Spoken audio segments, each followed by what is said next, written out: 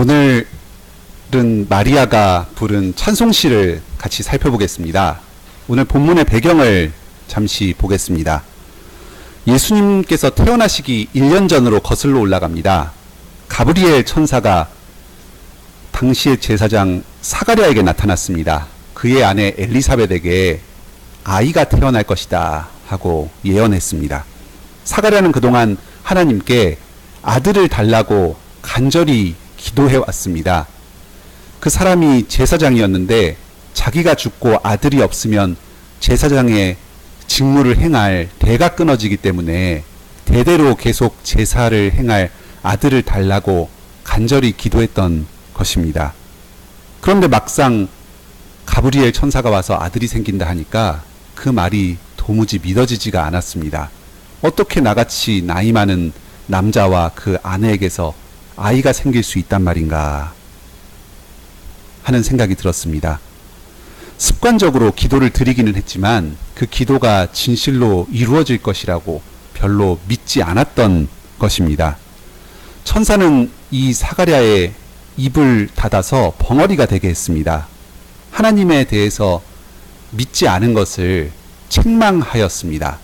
사가랴는 벙어리로 지내면서 자기의 믿음 없음을 깊이 돌이켰을 것입니다. 그리고 그의 아내 엘리사벳이 천사의 말대로 실제로 잉태했습니다. 그로부터 5개월이 지났습니다. 가브리엘 천사는 나사렛에 있는 마리아에게 다시 나타났습니다. 당시 마리아는 요셉과 약혼하고 혼인 날짜를 기다리던 처지였습니다. 당시에 보통 혼인 정년기가 만 15세 전후였다고 알려져 있습니다. 아마 마리아도 그쯤 되는 나이였을 것으로 보는 게 좋겠습니다. 오늘날로 치면 중학생 정도 되는 어린 소녀였습니다. 그런데 가브리엘 천사가 마리아에게 이렇게 말합니다. 네가 은혜를 입었다. 네가 하나님의 아들을 잉태할 것이다. 깜짝 놀랄 일입니다. 아직 남자를 알지 못하는 처녀가 아이를 임신한다니요? 여기 처녀들이 여럿 계시는데요. 여러분에게 어느 날 천사가 나타나서 이런 말을 한다면 선뜻 믿을 분 별로 안 계실 겁니다. 불과 얼마 전에 성전에서 제사를 드리던 그 제사장 사가랴도 나이 든 사람이 임신한다 하니까 도저히 믿지 못했습니다.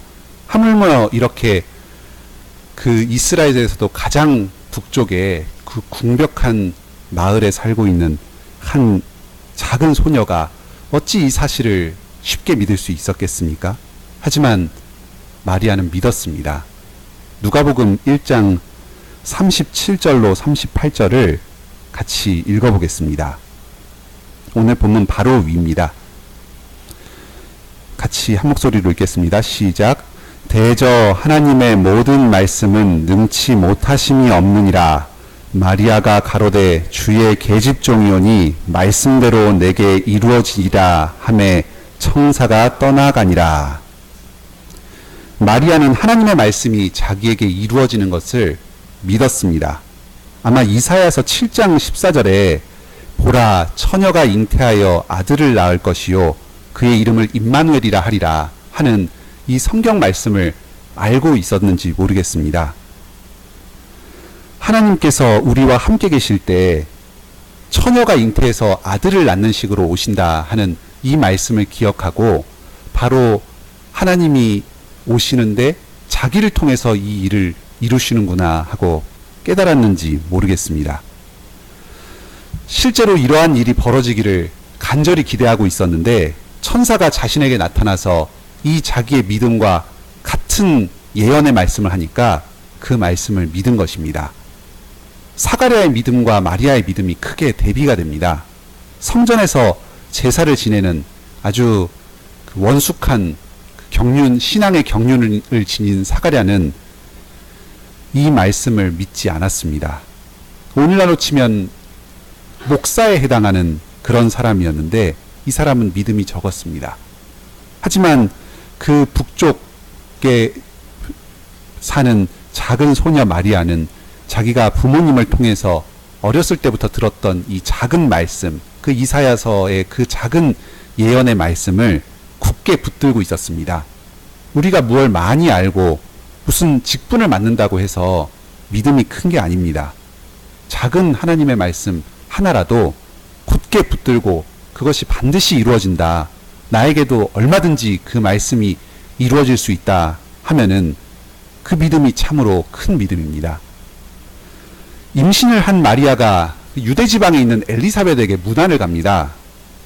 보통 우리가 이 이야기를 들으면 어디 옆마을에 사는 엘리사벳에게 놀러 갔다 이렇게 상상을 하기가 쉬운데요. 마리아는 나사렛에서 살고 있었고 사가랴는 유대 지방에서 살고 있었는데 이것은 이스라엘 끝에서 끝까지입니다. 오늘날 대충 어림짐작을 하면은 한 150km 정도 떨어져 있는 거리였습니다. 사람이 하루에 도보로 한 7, 8시간 걸어서 한 30km쯤 하루에 간다고 생각하면은 5일 동안 쉬지 않고 가야지만 갈 수 있는 이런 거리였습니다. 그냥 놀러 간 게 아니라 뭔가 그곳에 반드시 가야만 하는 이유가 있어서 힘들게 찾아갔던 것입니다. 아마 자기 친척 엘리사벳이 임신을 했을 때 천사가 나타났다. 그리고 그 천사가 하나님의 아들을 예비할 자가 잉태되었다. 이렇게 예언을 했다. 이런 소문이 퍼졌던 것 같습니다. 유대에서 나사렛 지방까지 소문이 퍼졌으면 이스라엘 전역에 이 소문이 퍼졌을 것입니다. 어쨌든 지금 마리아는 자신에게 이루어진 이 처녀가 잉태한 이 사건이 이 엘리사벳이 잉태한 것과 아주 밀접한 연관을 맺고 있다 이렇게 생각했던 것 같습니다. 그래서 조금이라도 그 엘리사벳에게 주어졌던 천사의 계시의 말씀을 더 확인을 하고 자기가 받은 그 계시의 말씀과 맞춰보기 위해서 그 먼 길을 마다하지 않고 찾아갔던 것입니다. 지금 이 일을 마리아가 얼마나 중하게 여기고 있는지를 이런 내용에서 잘 알 수가 있습니다. 임신 6개월 된 엘리사벳과 이제 배가 점점 불러오는 엘리사벳과 그리고 지금 막 임신 1개월째인 마리아가 대면했습니다. 두 여인의 배에는 세례 요한과 예수님이 잉태되어 있었습니다. 엘리사벳이 그 마리아와 예수님을 만나자 성령에 충만해졌습니다. 그리고 주님을 예비하는 사명을 받은 세례 요한이 지금 태중에서 기뻐서 뛰놉니다. 발차기를 하고 그렇습니다. 엘리사벳이 주께서 하신 말씀이 반드시 이루어지리라고 믿은 그 여자에게 복이 있도다 하고 축복의 말을 건넵니다. 일주일 동안 지금 나사렛에서 유다 지방까지 걸어오는 동안 그 마리아의 마음이 얼마나 심란했겠습니까? 내가 혹시 헛것을 본 건 아닌가? 처녀가 아이를 갖는 게 말이 되는가?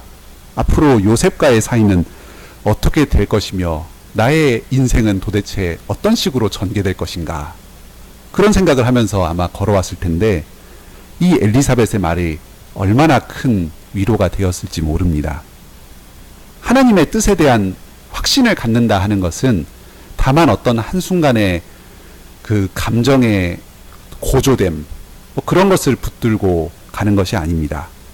하나님의 말씀이 분명하게 있고 여기서는 이사야 말씀이 있었습니다. 그리고 그 말씀의 근거에서 어떤 천사가 말을 하는 경험이 있고 그리고 그 자신의 그 확신을 계속해서 뒷받침해주는 말씀과 경험이 뒤따라 나옵니다. 이런 것이 쌓이고 쌓이면서 확고한 믿음이 자라는 것입니다. 그냥 가만히 있는다고 이런 확신이 저절로 생기는 것도 아닙니다. 마리아는 구약 성경의 말씀을 알고 굳게 믿었습니다. 그리고 천사의 증언을 더욱 풍부하게 듣기 위해서 150km 길도 마다하지 않고 한달음에 걸어왔습니다. 마리아는 우리에게 큰 믿음의 모범을 보여줍니다.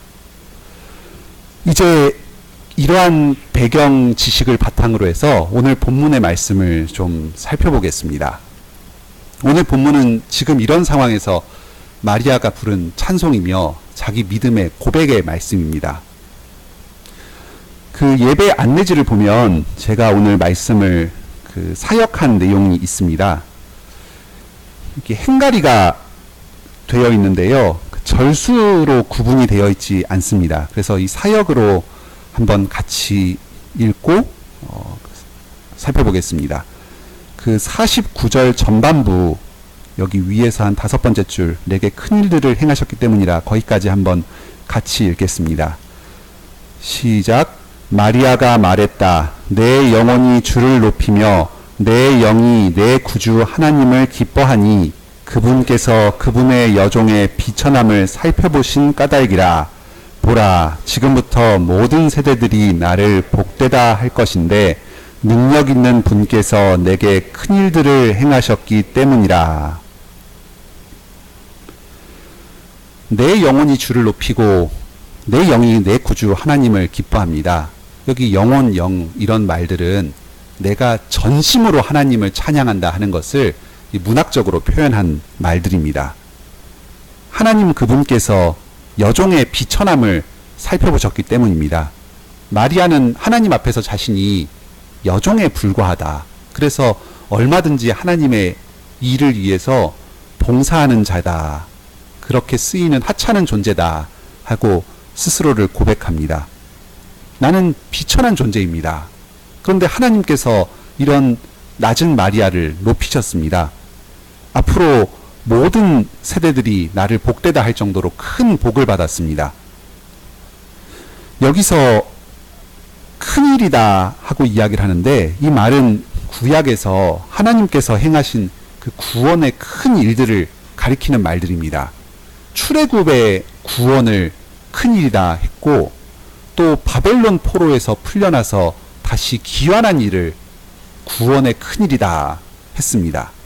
지금 마리아는 자신이 처녀로 잉태한 이 사건이 출애굽이나 바벨론 포로 귀환에 비견될 만한 그런 큰 구원의 일이다 하고 고백하고 있는 것입니다.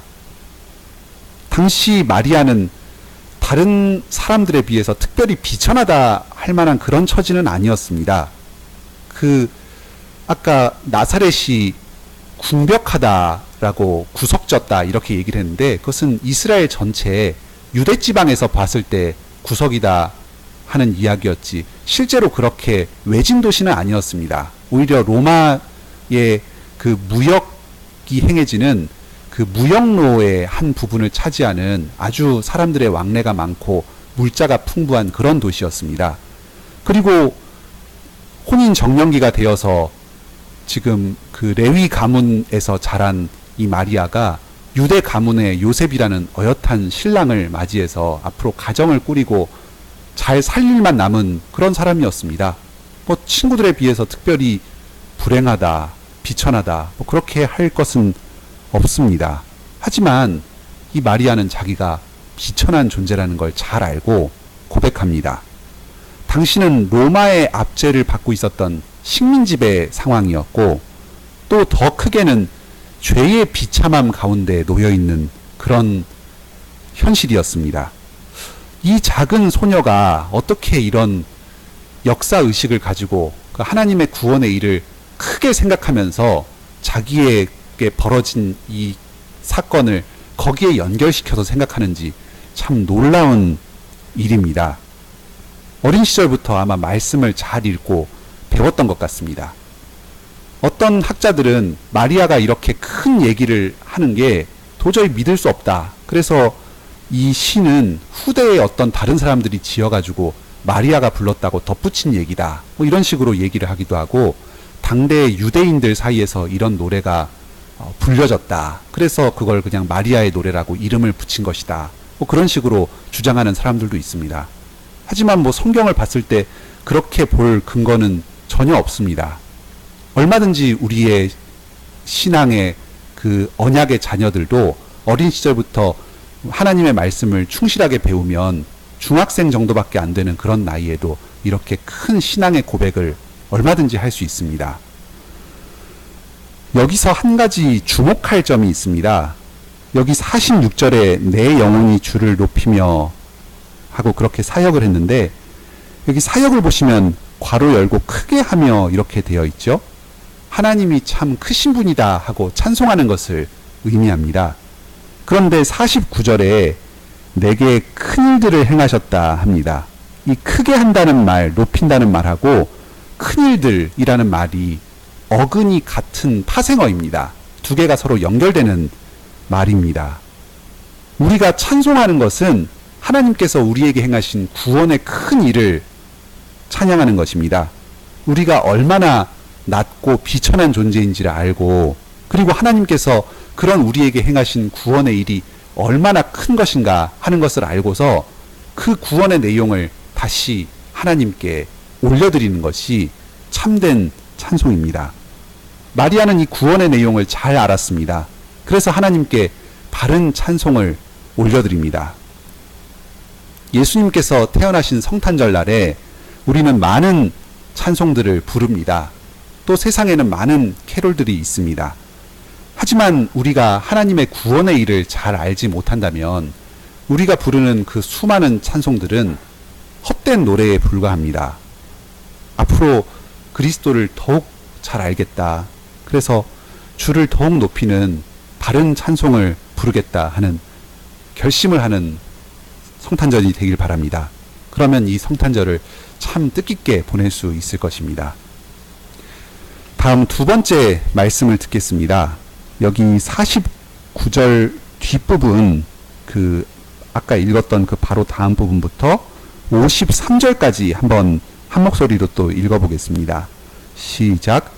그분의 이름이 거룩하시며 그분의 긍휼이 그분을 경외하는 자들에게 대대로 있으며 그분께서 그분의 팔로 권능을 행하셨고 생각에 그들의 마음이 교만한 자들을 흩으셨도다. 능력 있는 자들을 왕좌로부터 끌어내리셨고 비천한 자들을 높이셨도다. 굶주리는 자들을 좋은 것들로 채우셨고 부유한 자들을 빈 채로 보내셨도다. 이제 본격적으로 마리아는 하나님의 그 큰 구원의 일을 찬양합니다. 그분의 이름이 거룩하시다 이렇게 노래합니다.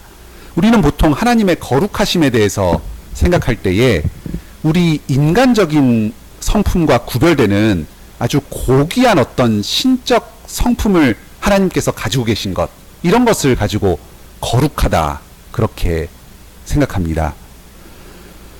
하지만 오늘 마리아의 찬송은 거룩에 대해서 우리의 생각을 조금 교정시켜 줍니다. 여기 거룩하시며 하는 말에 바로 이어서 나오는 50절, 그분의 긍휼이 그분을 경외하는 자들에게 대대로 있는 것이 바로 하나님의 거룩하심입니다. 하나님의 거룩하심은 바로 죄인들을 불쌍히 여기시는 하나님의 사랑에 있습니다. 이것은 마리아가 자기 머릿속으로 혼자서 생각해낸 말이 아닙니다. 구약에서 이미 풍성하게 가르치는 내용입니다. 이사야서 57장 15절을 한번 같이 찾아보겠습니다. 지금 누가복음 1장 잠깐 끼워 놓으시고요. 이사야서 57장 15절 같이 찾아보겠습니다. 구약 성경 1037쪽입니다. 이사야서 57장 15절입니다. 구약 성경 1037쪽. 예, 이사야서 57장 15절. 한번 한 목소리로 같이 읽겠습니다. 지존무상하며 영원히 거하며 거룩하다 이름하는 자가 이같이 말씀하시되 내가 높고 거룩한 곳에 거하며 또한 통회하고 마음이 겸손한 자와 함께 거하나니 이는 겸손한 자의 영을 소성케 하며 통회하는 자의 마음을 소성케 하려 함이라. 너무너무 중요한 말씀입니다. 혹시 펜 같은 게 있으시면은 뭐 별표를 해두시든지 동그라미를 쳐놓으시든지 아니면은 이 성경책 이 부분을 접어놓으시든지 해서 평소에 꼭 그 죄에 빠져서 낙심이 될 때 이 말씀을 다시 읽어보시길 바랍니다. 거룩하신 하나님께서는 지금 이사야서 바로 이 앞부분에서는 우상 숭배자와 그 하나님이 아닌 다른 신들을 섬기는 배교자들을 심판하십니다. 하지만 높은 곳에 계시는 그분께서는 통회하고 마음이 겸손한 자와 함께 계십니다. 그러면서 그 겸손한 자의 영과 통회하는 자의 마음을 다시 소성케 하십니다. 하나님 앞에서 마음을 치면서 회개하는 그 죄인들을 거룩하게 변화시키셔서 높은 곳에 계시는 하나님과 함께 거하도록 만들어 가시는 것입니다. 바로 이 죄인을 용서하시고 거룩하게 변화시키시는 바로 이 구원의 일 가운데에 하나님의 거룩하심이 있습니다. 여기서 중요한 것은 우리 사람들이 하나님 앞에 내세울 만한 거룩한 속성을, 신적 성품을 가지고 있느냐 그렇지 않느냐 한 것이 아닙니다. 하나님 앞에서는 우리 모두가 다 죄인이고 죄인일 수밖에 없습니다. 우리 자신의 아주 조금 선한 것도 하나님 앞에서는 부패한 것입니다. 더 중요한 것은 하나님을 경외하느냐 아니면 하나님 앞에서 스스로 마음을 높이고 교만해지느냐 하는 것입니다. 하나님은 자기 앞에서 죄를 회개하고 겸손하게 주님만을 의지하는 이 하나님을 두려워하는 사람을 절대 가만히 내버려 두지 않으십니다. 그런 자들을 세우십니다. 높이십니다. 반면에 하나님 앞에서 자기가 무언가 가진 것처럼 행세하고 자신의 마음을 높이는 이 교만한 자들을 흩어버리십니다. 심판하시고 멸망시켜 버리십니다. 이 점이 오늘 이 누가복음의 이 시편에서 마리아의 시에서 찬송에서 잘 드러납니다. 그 바로 다음 구절부터 계속 한번 보실까요? 팔로 권능을 행하셔서 마음이 교만한 자들을 다 흩어버리십니다. 그들은 하나님 앞에서 무언가 맞설 수 있을 것이라고 생각했지만 하나님께서 큰 팔로 한번 흩어버리시면 모래알과 같이 흩어질 수밖에 없는 약한 존재들입니다. 하나님께서 참 큰 일을 행하시는 능력 있는 분이신데 하나님 앞에서 자기가 능력 있다 하고 내세우는 사람들이 있습니다. 하나님의 능력을 의지하는 것이 아니라 자기의 능력을 자랑하는 사람들입니다. 이런 자들은 하나님께서 이렇게 손으로 잡아서 끌어내리십니다. 이렇게 위에서부터 아래로 쳐서 땅바닥까지 그냥 쳐박아 버리시는 것입니다. 그리고 하나님 앞에서 내가 부유하다, 풍족하다 하는 사람들은 아무것도 못 받을 뿐만 아니라 가지고 있는 것까지 다 빼앗아 버리십니다. 그래서 완전히 빈털터리로 만들어서 돌려보내십니다. 하나님 앞에서 자기의 의를 자랑하는 자가 이러한 처지에 놓이게 됩니다. 반면에 지금 이 마리아처럼 나는 비천한 여종에 불과합니다. 하나님께서 이 비천한 자를 높이십니다 하고 겸손하게 자기를 낮추는 자들을 아주 고귀한 자리로 올리실 것입니다. 긍휼히 여긴다 하는 이 말이 죄 용서와 깊이 관계되는 말입니다. 하나님께서 우리의 죄를 용서하십니다. 여기서 부유하다 아니면 자기 가난하다 하는 것은 자기를 하나님 앞에서 죄인으로 인정하는가 그렇지 않은가 하는 것을 나타내는 말입니다. 하나님 앞에서 자기의 죄인됨을 슬퍼하면서 겸손하게 자기 죄를 회개하고 죄 용서를 구하는 그 자를 하나님께서는 긍휼히 여기시고 용서하실 것입니다.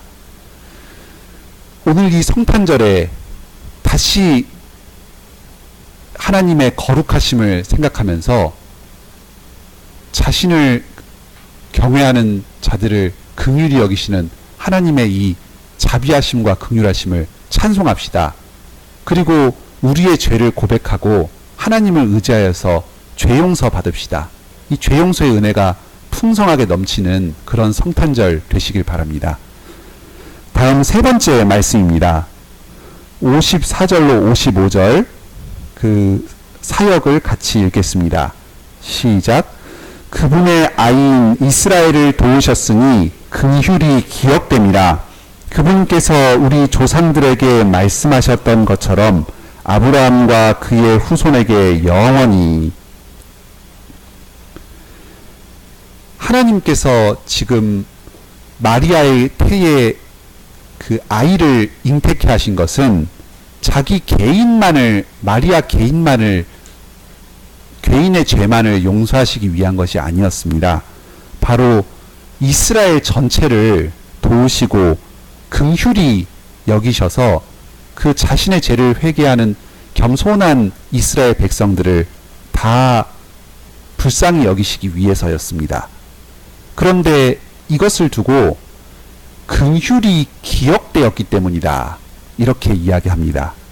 바꿔서 말하면 하나님께서 이스라엘을 긍휼히 여기시겠다는 약속을 기억하셨기 때문에 지금 나에게 이 일을 행하셨다, 이렇게 처녀가 잉태케 하셨다 하고 찬송하는 것입니다.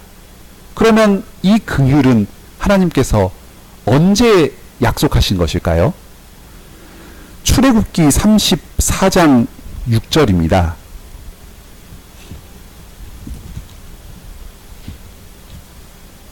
구약성경 134쪽입니다.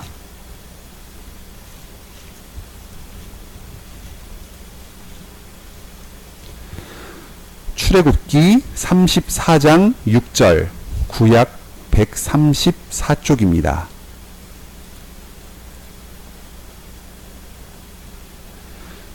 출애굽기 34장 6절입니다. 한 목소리로 읽겠습니다. 시작. 여호와께서 그의 앞으로 지나시며 반포하시되 여호와로라 여호와로라 자비롭고 은혜롭고 노하기를 더디하고 인자와 진실이 많은 하나님이로다. 너무 유명한 말씀이죠. 여기서 인자라는 말이 신약에서 긍휼히 여기신다 하고 그렇게 번역되었습니다. 하나님께서 출애굽하는 백성들과 언약을 맺으시면서 십계명의 말씀을 내려주시면서 인자와 진실이 많은 하나님이다 하고 가르쳐 주셨습니다. 그런데 이 말씀을 주시는 이 34장의 전후를 생각하면은 이 말씀이 아주 의미심장합니다. 지금 얼마 전에 하나님께서 이스라엘 백성들을 출애굽 구원을 해주시고 그 홍해를 가르는 기적을 보여주셨습니다. 그리고 광야길을 인도하면서 만나를 보내서 배불리 먹이시기도 하고, 그리고 목이 마르라고 하니까 그 바위를 쳐서 물을 솟게 하시는 이런 여러 기적들을 보이셨습니다.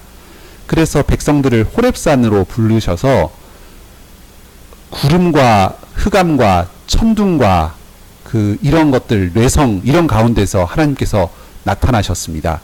백성들은 하나님 앞에서 두려워 떨면서 우리가 죽을까 하니 모세 너가 가서 대신 하나님의 말씀을 들어라 했습니다. 그래서 모세는 백성들을 그 산 아래쪽에 다 물리치고 그 아론과 함께 올라가서 하나님의 말씀을 받았습니다. 거기서 하나님께서는 십계명과 여러 규례들을 가르쳐 주셨습니다. 그런데 그 규례를 내려주시는 동안에 이 백성들이 금송아지를 만들어서 숭배를 하는 일을 저질렀습니다. 우상 숭배를 했던 것입니다. 그러면서 그 송아지를 보고 우리를 구원하여 주신 분이다 이러면서 여호와라고 섬겼습니다. 다른 신을 섬긴 것은 아니고 우상을 섬겼습니다. 그렇게 한 이유는 아마 그 백성들이 지금 그 애국 군대들에게 막 쫓겨서 여기까지 왔는데 언제 자신에게 또 이방 군대들이 덮쳐서 자기의 생명을 빼앗아갈까 하는 두려움이 있었던 것 같습니다. 그래서 자기네 지도자인 모세가 올라가 있는 40일 동안을 견디지 못하고 무언가 손에 잡히는 의지할 것을 만들어서 섬기려고 금송아지를 만들었습니다. 하나님이 지금 방금 십계명을 주어서 우상을 섬기지 말라 하고 엄하게 말씀하셨고 그것을 영원히 지키겠다고 굳게 다짐했는데 이 백성들이 그러한 십계명의 언약을 맺은 지 얼마 지나지 않아서 우상 숭배하는 큰 죄를 저지른 것입니다. 여기에 대해서 하나님께서는 다시 모세와 언약을 맺으시면서 방금 우리가 읽었던 말씀을 주시는 것입니다. 자비롭고 은혜롭고 노하기를 더디하고 인자와 진실이 많은 하나님이다. 자비, 은혜, 노하기를 더디하는 것, 인자, 이런 것들이 전부 백성들의 죄를 용서하시는 것과 관련되었습니다. 지금 방금 십계명을 듣고서도 바로 뒤돌아서 며칠 지나지 않아서 금송아지를 만드는 우상숭배를 저지른 이 백성, 정말 이 어찌할 수 없는 구제불능인 이 백성을 앞에 두고서 내가 인자를 행해서 계속해서 죄를 용서하는 은혜를 베풀어 주시겠다 하고 약속을 하신 것입니다. 그리고 이 약속이 지나고 지나서 지금 마리아에게서 다시금 이루어졌습니다. 하나님께서 예전에 모세와 이스라엘 백성들에게 하셨던 그 인자를 행하시겠다는 그 약속, 긍휼히 여기시겠다는 그 약속, 죄를 지어도 죄를 용서하시고 그 죄의 문제를 완전히 해결해 주시겠다고 한 그 약속이 지금 나에게서 이루어지고 있다 하고 찬송을 하는 것입니다.